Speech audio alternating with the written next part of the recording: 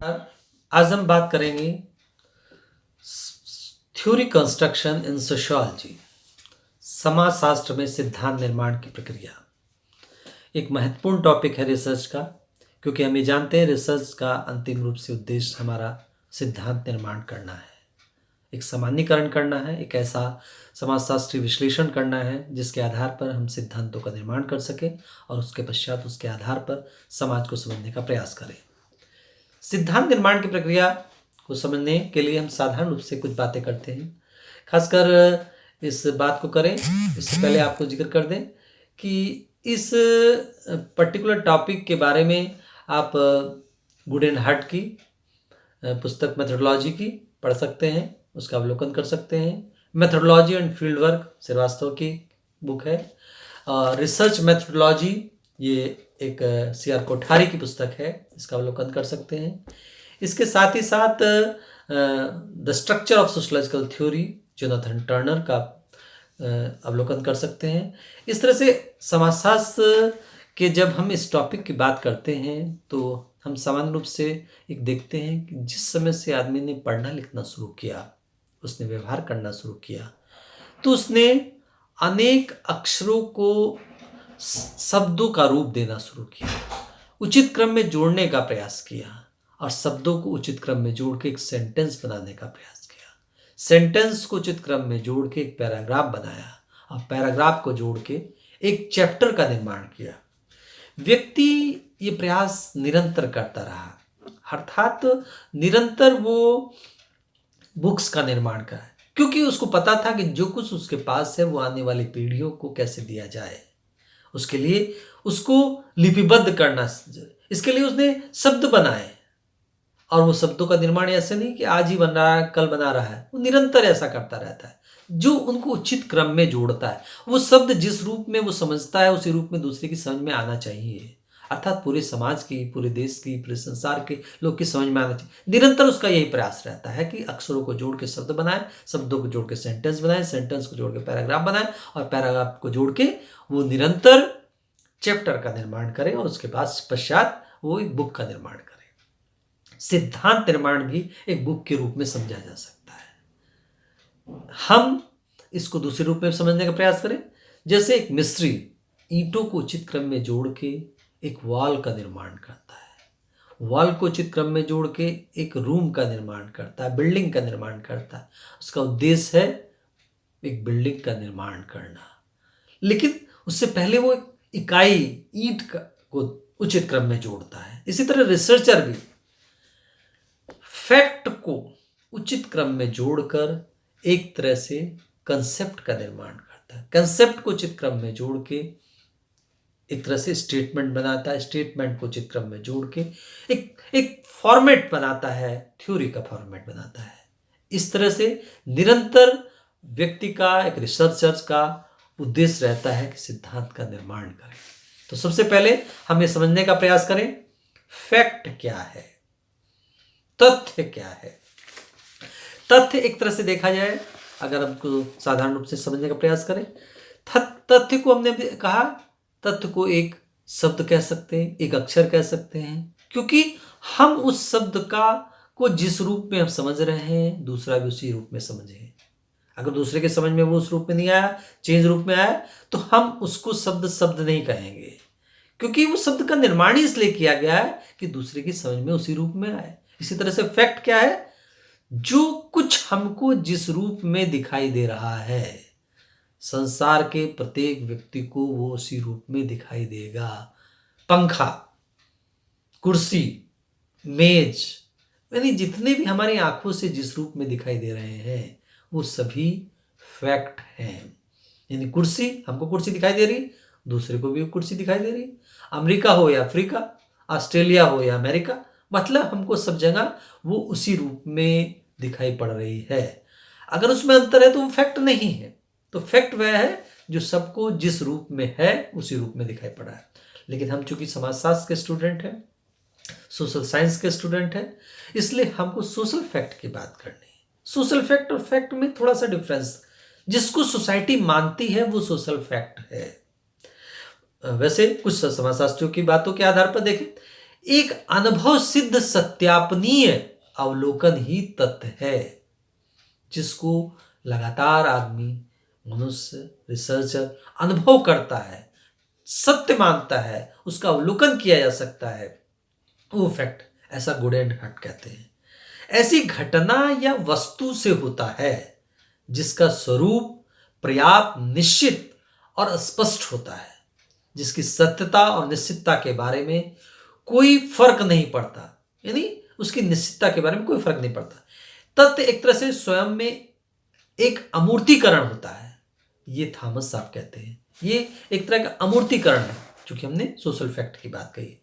तथ्य एक ऐसी घटना है जो वास्तविक रूप से घटित हुई हो या जो वास्तविक रूप से विद्यमान हो, मतलब इस समय विद्यमान भी हो या घटित हुई हो, दोनों बात हो सकती। तथ्यों को भौतिक या शारीरिक, मानसिक या उद्वेगात्मक घटनाओं के रूप में देखा जा सकता है। एक तरह से हम उसको मानसिक भी मान सकते हैं, उद्वेगात्मक भी मान सकते हैं, दोनों रूपों में, तीनों रूपों में देखा जा सकता है। घटना का निरीक्षण या अनुभव संभव है, किसी भी घटना का अनुभव या निरीक्षण संभव है, इस बात की पुष्टि अनुभव द्वारा की जा सकती है। ये हम देख के, समझ बूझ के हम तब भी कर सकते हैं।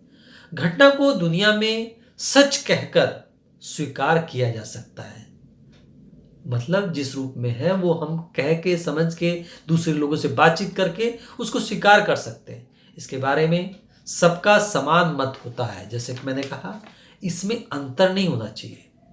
इसमें अगर अंतर होगा तो वो सोशल फैक्ट नहीं है। सोशल फैक्ट का मतलब जो हमको अनुभव हो रहा है, जो हमको महसूस हो रहा है, जो हम जानते हैं, दूसरा भी उसको उसी रूप में जाने, तभी वो सोशल फैक्ट है। जैसे हम कह सकते हैं, सूरज पृथ्वी का चक्कर लगाता है, ऐसा कहा जाता था उस समय, सोशल फैक्ट है। लेकिन सोसाइटी क्या जानती थी?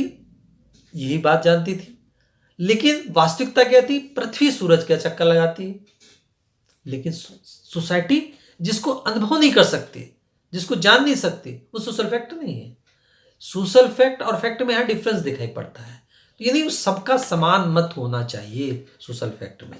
सामाजिक तथ्य व्यवहार का वह पक्ष है जिसका निरीक्षण वस्तुनिष्ठ रूप में संभव है, वस्तुनिष्ठ रूप में, उसमें किसी पक्षपात का दृष्टिकोण नहीं है, और जो कि एक विशेष ढंग से व्यवहार करने को बाध्य है। यहाँ पर इमानुएल दुर्खीम का जो दृष्टिकोण है वो बहुत क्लियर किया गया। इमानुएल दुर्खीम को समझने के लिए, इमानुएल दुर्खीम के सोशल फैक्ट का दृष्टिकोण समझने के लिए the elementary forms of religious life, the rules of sociological method, उनकी किताबें हैं। इनका अवलोकन करके इस बात को समझा जा सकता है और डिटेल में। उन्होंने दो बात कही, बाह्यता और बाध्यता। इमानुएल दुर्खीम कहते हैं, सामाजिक तथ्य व्यक्ति की सत्ता से सर्वथा बाहर की चीज है, एक अलग अस्तित्व लिए हुए है।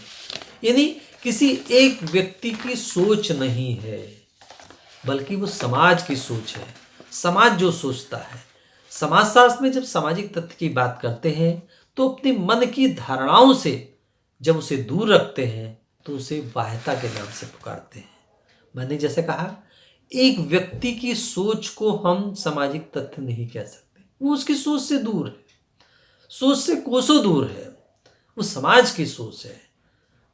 सूरज पृथ्वी का चक्कर लगाता है, उस काल में ये कहा जाता था, बहुत पहले ये कहा जाता था, सूरज पृथ्वी का चक्कर लगाता है। एक व्यक्ति ने देखा कि ऐसा सही नहीं है, उस बात को नहीं माना गया। वो सामाजिक तत्व उस समय का क्या था? सूरज पृथ्वी का चक्कर लगाता है। इसी तरह से दूसरी बिंदु है कि यह व्यक्ति से भिन्न नहीं है, ये व्यक्ति से भिन्न भी नहीं है, बल्कि उस पर एकता का प्रभाव डालकर व्यक्ति को अपनी एकता के प्रतिकूल बाध्य करके सामूहिक प्रतिमानों का पालन करना पड़ता है। एक तरह से सामूहिक प्रतिमान क्या क्या है? एक तरह से सामूहिक प्रतिमान धार्मिक है, नैतिक है, वैज्ञानिक है, तार्किक। इनमें व्यक्ति के व्यवहारों को नियंत्रित किया जाता है। मतलब उस व्यक्ति से ये अपेक्षा सोसाइटी करती कि वो जैसा है, जिस रूप में हम लोग महसूस कर रहे हैं, उसको भी उसी रूप में महसूस करना है, उसको उसी रूप में समझना है। यानी कहने का मतलब, व्यक्ति को फैक्ट और सोशल फैक्ट में इस रूप में डिफरेंस। अगर कोई व्यक्ति समाज का उसको दूसरे रूप में दिखाई पड़ रहा है, अगर समाज के सारे व्यक्ति ये कहें कि इस पर्टिकुलर स्थान पर हमको ज्ञान प्राप्त होता है, ज्ञान प्राप्त होता है या नहीं उससे मतलब नहीं है एक व्यक्ति के लिए, लेकिन अगर सोसाइटी के समस्त लोग ये कह देते हैं यहां जाकर ज्ञान प्राप्त होता है, तो वही सोशल फैक्ट है। मंदिर में जाकर, मस्जिद में जाकर शांति मिलती है या नहीं मिलती है अलग बात है, लेकिन सोसाइटी मानती है। ये इस बात को मानने के लिए बाध्य हैं। मतलब इमाइल दुर्खिम यहां पर कहना चाहते हैं, एक तो व्यक्ति की सोच से परे है, दूसरा उस बात को मानने के लिए प्रत्येक व्यक्ति बाध्य है। इस तरह से हम फैक्ट को, सोशल फैक्ट को समाजशास्त्र में सिद्धांत निर्माण प्रक्रिया में देखते हैं। हम जब फैक्ट को उचित क्रम में जोड़ते हैं तो अवधारणाओं का निर्माण होता है। मतलब अवधारणाएं भी एक तरह का अमूर्त स्वरूप ही है। जब हम तथ्यों को उचित क्रम में जोड़ते हैं, जैसे मैंने कहा ईंटों को उचित क्रम में जोड़ के वॉल का निर्माण हुआ, तो वॉल को आप अवधारणा समझ सकते हैं। शब्द को उचित क्रम में जोड़ने के बाद जो सेंटेंस बना उसको अवधारणा समझ सकते हैं, या फिर अक्षर को उचित क्रम में जोड़ा जो शब्द बना उसको अवधारणा समझ सकते हैं। कहने का मतलब यहां पर यह है कि जब हम उनको उचित क्रम में जोड़ते हैं और एक अर्थपूर्ण रूप में सामने प्रस्तुत करते हैं तो वो अवधारणा है। ये भी एक तरह का अमूर्त स्वरूप है, एक तरह से जो सामाजिक अवधारणा है वास्तविकता के कुछ ही विशेष पक्षों का प्रतिनिधित्व करती है। बूढ़े साहब ये कहते हैं कि एक तरह का अमूर्त स्वरूप ही है जो वास्तविकता के कुछ विशेष पक्षों का प्रतिनिधित्व यानी एक तरह से विशेष रूप से बताती है। अवधारणा को हम देखते हैं कि निरंतर आदमी इस तरह की अवधारणाएं बनाता रहा है। सिद्धांतकार बनाते रहे, रिसर्चर बनाते रहे, समाजशास्त्री बनाते रहे, क्योंकि वो कम से कम शब्दों में डिटेल में जानकारी देना चाहते हैं। जैसे सामान्य रूप से अगर हम समझे, जिसके माँ बाप ना हों, अब ये कहना पड़ा, इसका एक शब्द है अनाथ। अनाथ को एक अवधारणा के रूप में समझ सकते हैं। अब अनाथ कहते ही सामने वाले की समझ में आ जाएगा कि वो कहना चाहता है कि जिसके माँ बाप ना हो ये अनाथ है। पूरा सेंटेंस कहने की जगह अनाथ शब्द कह दिया। इस तरह से अवधारणाएं को हम उचित रूप में समझने का प्रयास करते हैं। सामाजिक विश्लेषण की प्रक्रिया में, जो सामाजिक विश्लेषण हम करते हैं उसकी प्रक्रिया में अन्य तथ्यों से पृथक किए गए तथ्यों के एक वर्ग को एक अवधारणा का नाम दिया जा सकता है। मतलब हमने उनका एक वर्ग बना दिया, एक ग्रुप बना दिया, उस ग्रुप के आधार पर हमने अवधारणाओं को जन्म दिया। ये पीवी यंग साहब कहते हैं, अवधारणा किसी घटना या व्यवहार का प्रतिमान की संपूर्ण व्याख्या नहीं है। हम यहां ये नहीं कह सकते कि वो घटना के बारे में पूर्ण व्याख्या करती है, अपितु उसका एक संकेत मात्र देती है। जैसे मैंने कहा अनाथ, एक संकेत मात्र दिया कि ये अनाथ शब्द उसके लिए है जिसके माँ बाप ना हो। तो इस तरह से अवधारणा घटना या व्यवहार का प्रतिमान की संपूर्ण व्याख्या नहीं करती, बल्कि एक संकेत मात्र देती है। इसका निर्माण वैज्ञानिक निरीक्षण या चिंतन के आधार पर होता है। यह अनुमान मात्र से नहीं होता, केवल इसमें अनुमान नहीं लगाया जाता। अवधारणाएं तथ्यों के एक वर्ग की विशेषता को संक्षेप में बताने वाली होती है। संक्षेप में हमको पता चल जाता है कि क्या कहना चाहते हैं। जैसे कि अगर हम यहाँ पर एक देखें, संस्कृति एक अवधारणा है। संस्कृति में क्या है, अगर हम टाइलर की एक परिभाषा लें, वह जटिल संपूर्णता है जिसमें ज्ञान है, विश्वास है, कला है, जनरीति है, रूढ़ी है और व्यक्तियों की विभिन्न आदतें हैं। ये जो शब्द जोड़े उचित क्रम में तो कंसेप्ट का निर्माण हुआ। ये शब्द जो जोड़े ये अपने आप में एक सोशल फैक्ट है। ज्ञान, विश्वास, कला, जनरीति, रूढ़ियां, इन सोशल फैक्ट्स को उचित क्रम में जोड़ा एक बुद्धिजीवी ने, एक समाजशास्त्री ने, एक मानव शास्त्री ने, और एक संस्कृति, एक अवधारणा का निर्माण हुआ। तो ये अवधारणाएं एक तरह की संक्षिप्त रूप से व्याख्या करती। संस्कृति कहते ही सामने वाले की समझ में आ जाएगा कि ये कहना क्या चाहता है।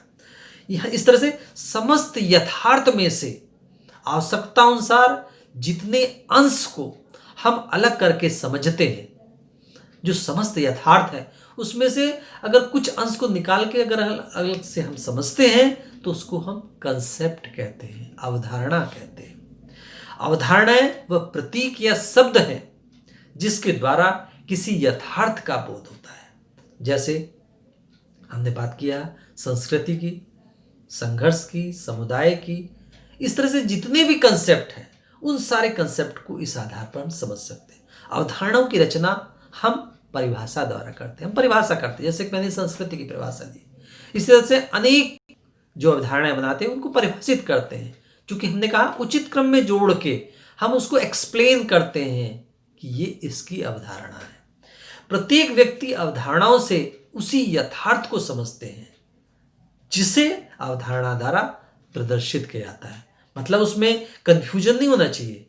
जिस रूप में उसको प्रस्तुत किया गया, जिस रूप में उसको बनाया गया, उसी रूप में दूसरा भी उसी को समझे, क्योंकि अगर उसमें अंतर होगा तो वो चीज़ समझ में आएगी। जैसे संघर्ष, जब हम संघर्ष की बात करते हैं तो दूसरा भी उसको संघर्ष ही मानेगा। संघर्ष का मतलब क्या होगा? जहां असमानता होगी तो संघर्ष दिखाई पड़ेगा।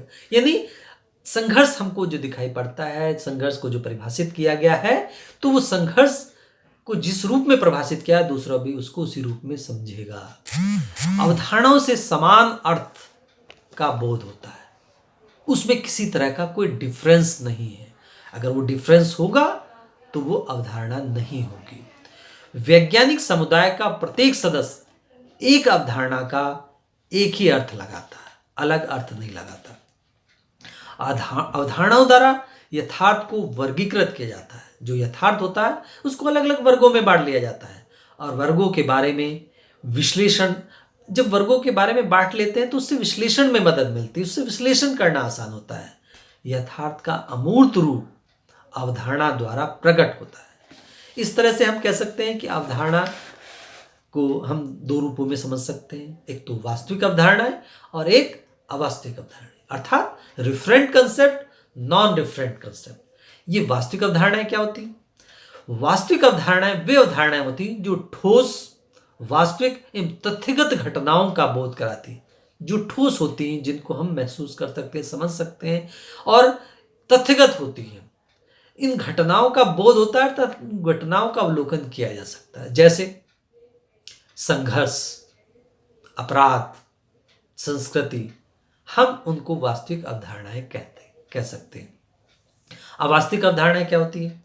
जो जिनमें ऐसे गुण या वस्तु का बोध होता है जिसे वास्तविक जगत में नहीं देखा जा सकता, या कहा जाए वास्तविक जगत में वो नहीं होती, लेकिन सिद्धांत निर्माण करने के लिए कभी कभी हम इन अवधारणाओं का प्रयोग करते हैं, जैसे परमात्मा, ईश्वर, अल्लाह। ये एक तरह की ऐसी अवधारणाएं हैं जो अवास्तविक अवधारणाएं हैं, जिनका प्रयोग हम करते हैं। समस्त बदले हुए, अर्थात हम यह कह सकते हैं समस्त बदले हुए यह अमूर्त चरित्र। ये बात हम इसलिए भी कह रहे हैं कि हम ये देखते हैं कि जब हम रिसर्च करते हैं तो चूंकि हम समाज के बारे में जानकारी बात करते हैं, तो समस्त विश्व ऐसा है कि उसमें आए दिन नए नए चेंजेस होते हैं। तो ये एक अमूर्त चरित्र उठ खड़ा होता है, सामने आता है कि ऐसा चेंज होने पर उन अवधारणाओं को क्या उसी रूप में समझा जा सकता है। इस प्रकार आवश्यक होता है कि ऐसे में बदले हुए माहौल में क्या उसको कैसे, किस रूप में उसको समझा जाए। ऐसे में अनुसंधानकर्ता, समाजशास्त्री, सोशल साइंटिस्ट कुछ कार्यकारी परिभाषाएं बना लेते हैं अलग अलग परिस्थिति में, अलग अलग स्थानों पर अध्ययन करने के दौरान, और उन कार्यकारी परिभाषाओं के आधार पर उस पर्टिकुलर घटना या समस्या को या परिवर्तन को समझने का प्रयास करते हैं। इन कार्यकारी परिभाषाओं के आधार पर उसको समझाया जाता है, समझा जाता है, क्योंकि वो परिभाषित पहले कर दिया जाता है कि हम ये कहना चाहते हैं, उसकी परिभाषा ये है, इसकी डेफिनेशन ये है, इसको उसी रूप में समझा जाए। तो इस तरह से हम उन कार्यकारी परिभाषाओं को एक अवधारणा के रूप में समझने का प्रयास कर सकते हैं। इसके साथ साथ परिवृत्ति की बात करते हैं, वेरिएबल्स की बात करते हैं, जिसके बारे में टालकट पार्सन्स ने the social system towards general theory of action अपने पुस्तक में कई जगह जिक्र किया है। वेरिएबल्स क्या है, परिवृत्ति क्या है, ये एक तरह से अवधारणाएं ही हैं। अनुसंधानकर्ता कई बार ऐसा होता है कि अवधारणाओं की जगह वेरिएबल्स यूज करता है, या कहा जाए रिसर्च में इन वेरिएबल्स के जरिए रिसर्च की जाती है। अनेक लोग ऐसे हैं जो वेरिएबल्स का यूज करते हैं। एक तरह से ये दो तथ्य प्रकट करते हैं एक तो ये है कि घटनाओं का नामकरण करती हैं, जो घटना है उसका नामकरण करती है। दूसरी, घटनाओं को में अंशों का अंतर करती है। जैसे हम कह सकते हैं अमीर, गरीब। अमीर किसको कहेंगे, गरीब किसको कहेंगे? आयु के आधार पर हम किस आयु के लोग को लेंगे, किस आयु के लोग को नहीं लेंगे, तो उनको हम डिफाइन करते हैं जिसमें अंशों का अंतर हम लेंगे। 10 साल से 15 साल के बीच, 15 साल से 20 साल के बीच, इस तरह के वेरिएबल्स बना सकते हैं। तो अवधारणाओं को एक तरह से परिवर्त ही कहते हैं। या कहा जाए दो या दो से अधिक परिवर्तियों में जब सहसंबंध पाया जाता है तो उसकी अभिव्यक्ति दो प्रकार से होती है। एक तो संभागी संबंध, एक असंभागी संबंध। ये सब सिमेट्रिकल रिलेशनशिप और एसिमेट्रिकल रिलेशन। ये सिमेट्रिकल रिलेशनशिप क्या है? ए का संबंध बी से जैसा है, बी का संबंध ए से उसी प्रकार का है। एक तरह से ये संभागी संबंध है, सिमेट्रिकल संबंध है। इनका प्रयोग भी हम अनुसंधान में करते हैं। यदि समानता होगी तो एकता होगी, और अगर जहां पर एकता दिखाई दे तो वहां पर अपने आप ही समानता दिखाई पड़ेगी। हमको ए का संबंध बी में जैसा दिखाई पड़ रहा है, बी का ए में भी वैसा ही दिखाई पड़ रहा है। लेकिन कई बार जब हम कहते हैं असंभागी संबंध क्या होता है? ए का बी से जिस प्रकार का संबंध है, बी का ए से वैसा संबंध नहीं है। जैसे ए से, जैसे हम कह सकते हैं वायरस से कोरोना होता है, लेकिन कोरोना से वायरस उत्पन्न नहीं होता। या कहा जाए कोरोना वायरस से बुखार होता है, लेकिन बुखार से कोरोना उत्पन्न नहीं होता। कहने का मतलब यहां इसको हम कह सकते हैं किसी वायरस से कोई बीमारी होती है, लेकिन बीमारी से वो वायरस उत्पन्न नहीं होता। यानी अगर हम कह सकते हैं कोई विषाणु से ज्वर होता है, लेकिन ज्वर से विषाणु नहीं होते। अर्थात ए का संबंध बी से जैसा है, बी का ए से नहीं है, एसिमेट्रिकल। इसी आधार पर हम ये देखते हैं जब हमारे पास कंसेप्ट होते हैं, वेरिएबल्स होते हैं। इसके साथ बात नेक्स्ट आती है कि हम उन वेरिएबल्स को, उन कंसेप्ट को, इन सब के आधार पर जब हम उनको उचित क्रम में जोड़ते हैं और एक अर्थपूर्ण रूप में एक स्टेटमेंट बनाते हैं, अर्थात निश्चयात्मक कथन बनाते हैं, तो जो अपने आप में कुछ कहते हैं। परिवर्तों में सहसंबंध होता है। परिवर्तों में जैसे हमने कहा सहसंबंध होता है। सामाजिक संघर्ष एक तरह का परिवृत्य है और दूसरा है सामाजिक संगठन। तथ्यों के आधार पर हम ये पाते हैं कि सामाजिक संघर्ष एवं सामाजिक संगठन एक दूसरे से संबंधित। जब हम सामाजिक संघर्ष की बात करते हैं तो साथ में सामाजिक संगठन की बात, क्योंकि सामाजिक संघर्ष हम सामाजिक संगठन के संदर्भ में करते हैं। क्योंकि जब हम सामाजिक संगठन कहते हैं इसका मतलब संघर्ष से अलग तरह की बात कर रहे हैं। तो दोनों एक तरह से सहसंबंधित है। अतः इसके एक निश्चयात्मक कथन हम बना सकते हैं। जैसे एक निश्चयात्मक कथन होता है, दूसरे समूहों में संघर्ष जितना होगा, अपने समूहों में एकता अर्थात संगठन बढ़ता जाएगा। यानी दूसरे समूह में जब हम ये संघर्ष देखेंगे तो अपने समूह में हमको संगठन दिखाई पड़ेगा।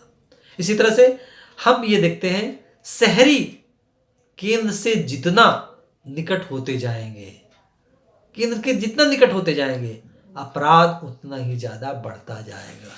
ये चीज देखा गया।